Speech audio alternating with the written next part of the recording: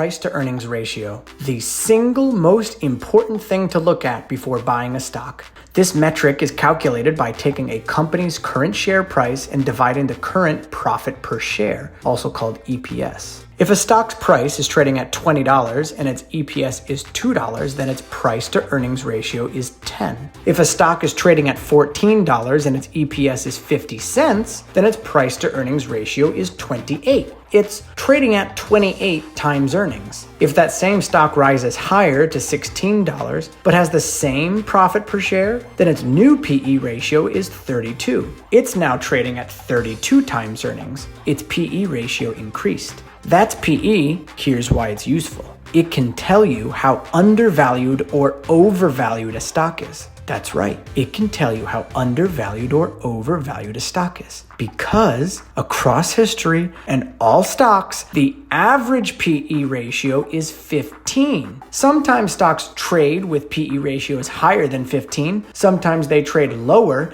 but the average is 15. And most stocks eventually gravitate to that number. Looking back at the previous example, where the stock price increased from $14 to $16, it got more expensive. It became more richly valued. Its PE ratio increased from 28 to 32. Knowing the average PE ratio for all stocks across all history is 15, and assuming the company's profits still don't change, do you think it's more or less likely that that same stock will eventually come back down in price? Now, there's a reason stocks have higher or lower PE ratios, so it's important for you to do further analysis to figure out why this might be, but be proud of yourself. You, alongside Warren Buffett, Jim Cramer, and nearly every successful investor, now know what PE ratio is. Viva Main Street.